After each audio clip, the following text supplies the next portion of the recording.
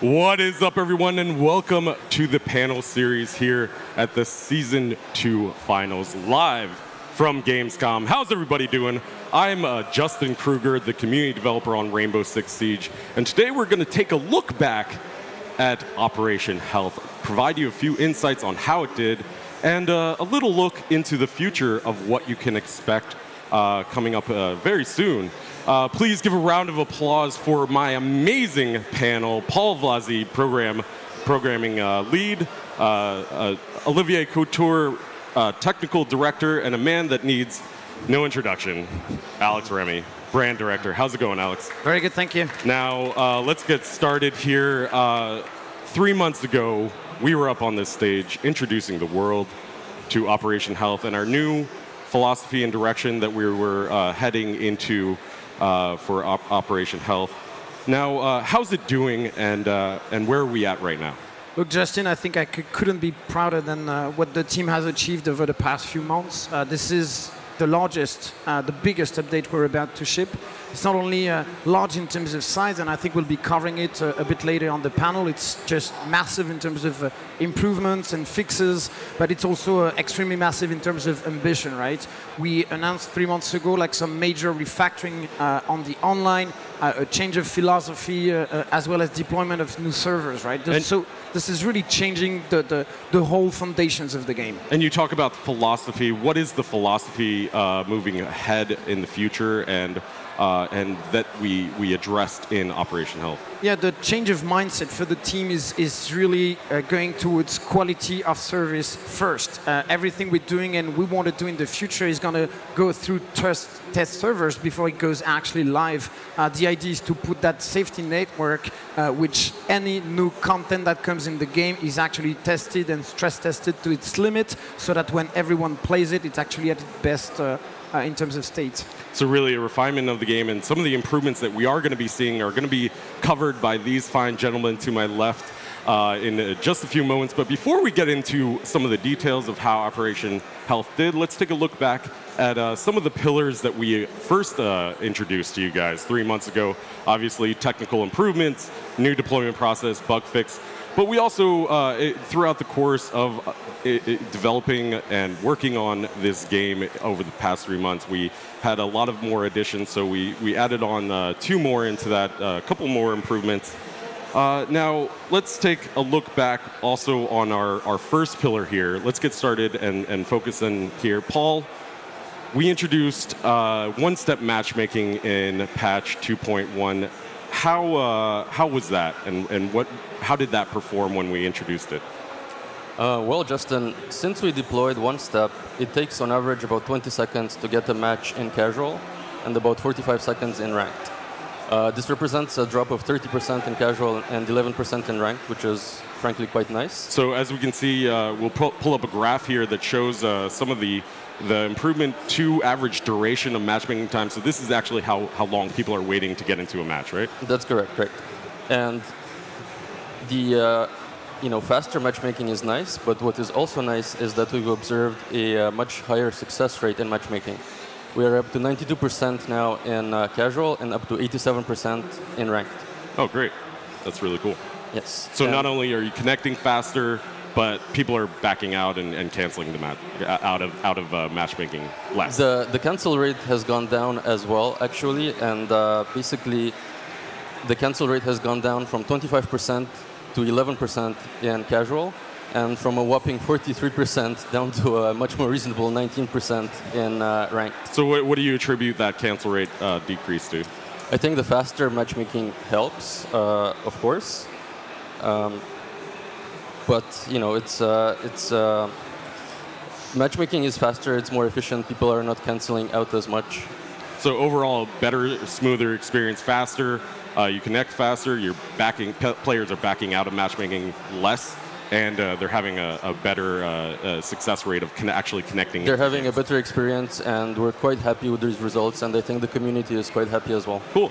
Now, looking back at Pillar 1 as well, we had peer-to-peer removal and new servers. Paul, for our peer-to-peer systems, we don't have many, but for the most part, Siege is hosted on dedicated servers for PvP, but we did have some peer-to-peer aspects that we removed, right?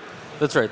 So as you said, Siege was always a dedicated server kind of game, but we had a few peer-to-peer features that we are trying to remove because what we actually observed is a lot of our connection errors were attributed to peer-to-peer connections.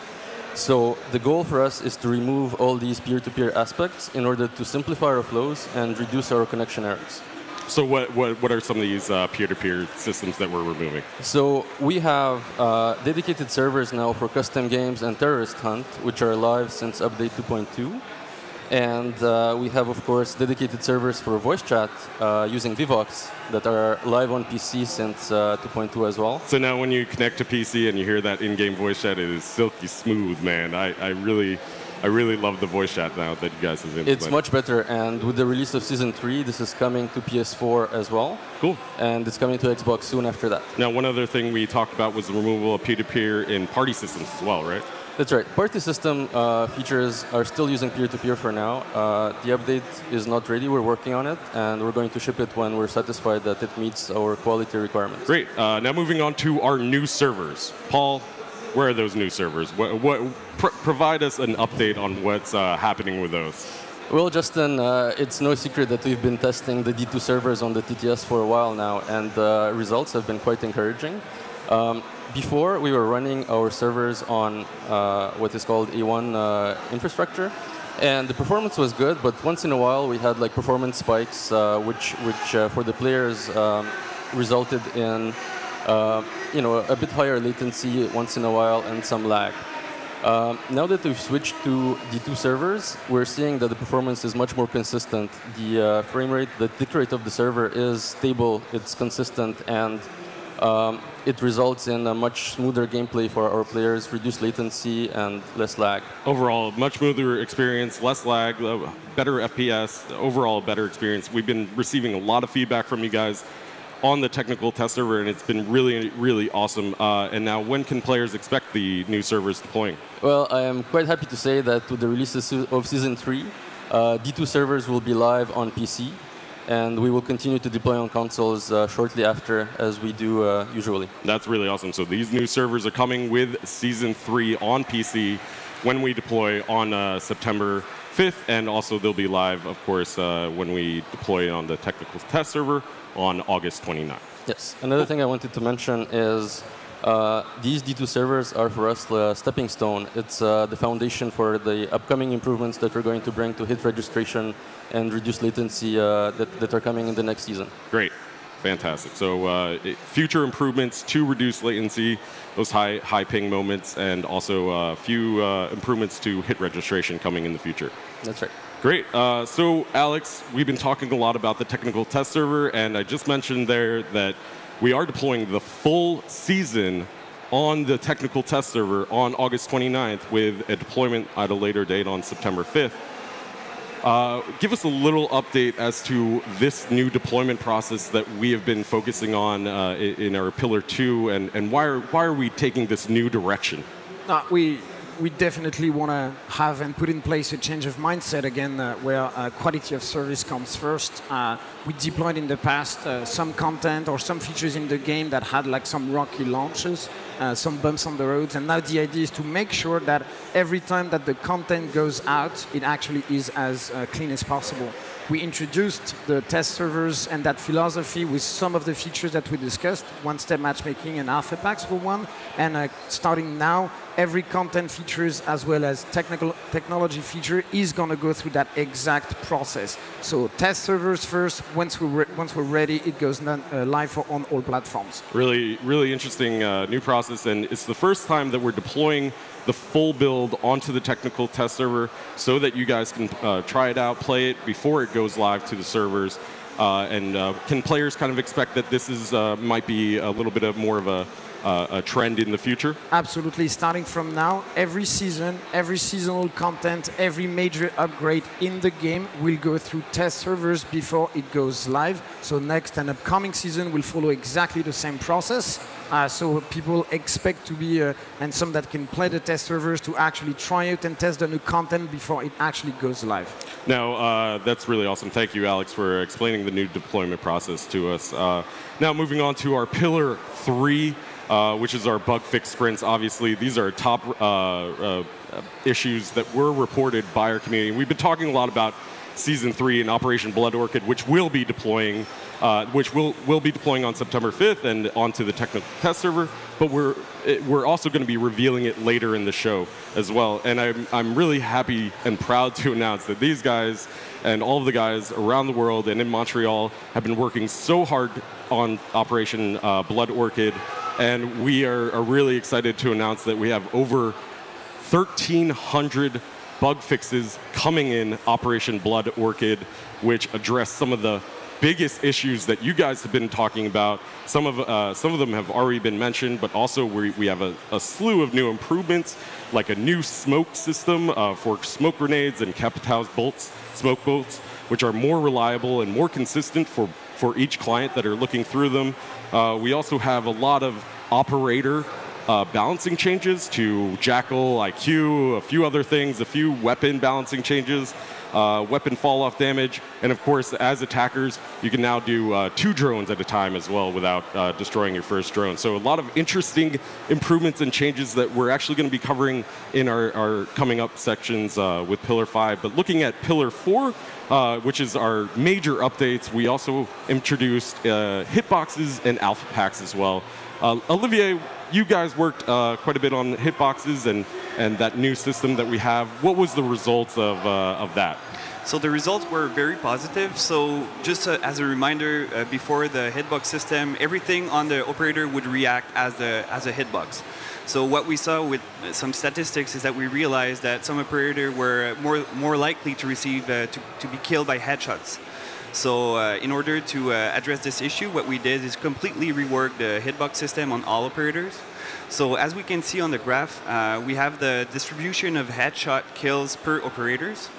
Some operators were more likely to receive headshots like Blitz or Jaeger with the big earmuffs, were most likely to get shot like that. So what we did is, by reworking the hitbox, we saw that there's a more even distribution on the headshot. It's more balanced. So here we can see before the update, on the left. Yeah, on the left there was a wide distribution of operators that were getting headshotted, all different variations of all different levels, and now they're all kind of within this 40% to 44%. Nice little compact window where they're all kind of getting the same consistency of headshots, except for those few outliers like Mira and Blackbeard, right? Yeah, because of their gadget. Mira is always peeking through the little window, so she gets more headshot, and Blackbeard is protected behind the shield, so that explains. Nice. And one of our other obviously major updates were alpha packs, and you guys have been going crazy for alpha packs. I've loved seeing the videos, and you've been embraced this so much that you have opened up over 32 million alpha packs within the first week. So that is really amazing, and you can expect more content coming to the alpha packs in Season 3 and beyond. Great. Now let's move on to our fifth pillar here, which is our game optimization and data standardization. You guys have worked a lot on the maps and on the operators. And before I turn to you, Olivier, I want to just talk to the community, just to address something that has been coming up. Obviously, a few days ago, we announced that there will be new map rotations. And I just want to say that we've heard your feedback. We really do. I get it in my Twitter, I get it in my DM, I see it on the main channel, I see it on Reddit, and we hear you. And as soon as we get back to Montreal, we will be evaluating that feedback and seeing what the key issues are. So Olivier, what have you guys done for data standardization on map and operators? So for us, Operation Health also meant investing in the future of Rainbow Six. We wanted to make sure that Rainbow Six is here to stay and we have enough available memory to continue improving the game in the future. So what it meant is we started optimizing the maps and operators. We have new technology that allows us to do a bit more with less. So in terms of visual quality, there's no impact. The only thing for the player is that they will be less likely to have memory crashes. So and you guys did a similar data standardization for the maps and the operators as well, right? So we started with Café Dostoevsky. The first map we optimize, the player will see some slight texture changes, but there's no gameplay impact in the map. For operators, there's a slight increase in visual quality. And also, we took the opportunity to fix some of the Valkyrie derpy faces. Basically, the basic facial animation needed to be reworked. So you can see that in Operation Help. So we have this face rigging system, and it's been totally had to pass over it to make sure that those faces are a little bit more consistent. Yeah. So obviously, when you get shot, you can sometimes get this like little derpy face, but it looks really good now, and it's been across all operators. So you might see slight changes. Those are really kind of just those quality of life, quality of service details that really bring the game to life and to the players. So that is all coming in Season 3, but there's more that you guys worked on, right? Lighting is a big topic within the community. What did you guys do to improve lighting? So we're very, very happy to say that we finally fixed the lighting issue where the player would get blinded when peeking outside or any contrasted lighting contrast. So we tried to fix this issue in the past with a couple patches. The thing is, to really address the issue, we needed to completely rework the lighting in all the maps. So as of Blood Orchid, you're going to have this lighting fix in all maps. So basically, more comfortable gameplay. People really like it so far in the test we've done. Yeah, players have been also getting their hands on the new lighting here live at Gamescom at the booth, and they've been really loving it as well. Yeah. Now, you guys also have reworked a little bit of the skyboxes too while you're working on lighting, right? Yeah, just because the skies have a direct impact on the lighting, we took the opportunity just to change our sky system. So for the player, it's just new skies. It's a bit better looking. For us, it gives us a bit more freedom to do whatever we want. So you can expect all of these things in Season 3 with the deployment of Operation Blood Orchid, and these all these different changes that we've been talking about, the 1,300 bug fixes, these new data standardization, it's going to make the patch size. We have a very large patch size, Paul, pretty much. Why is that, and what have you guys done to improve the patch system? Well, Justin, as you mentioned, the patch is quite large. Olivier's team has changed a lot of the game's data. He has improved it quite a bit. There are also benefits to the player in this big patch. On our side, on the tech side, we have changed the compression algorithm that we use.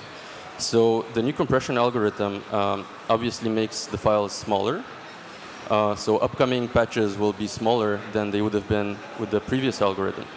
But there's also a benefit in loading times. We've measured about a 10% decrease in loading times, both on consoles and on PC, with this new compression algorithm. So that's going to be a nice bonus for the players. So when they download this new patch, it's not only going to load faster, so you're going to load into games faster, but it's also, is it going to take up the same amount of space on your hard drive? Or? So since we shipped Siege, we've been patching the game quite a bit, as you guys know. During all this time, we've accumulated a bit of wasted space in our Forge files. For those who don't know, our Forge files are basically archive files that contain all of our data. And with the release of Operation Health, what we're doing is we're consolidating our Forge files in order to reduce all of this wasted space.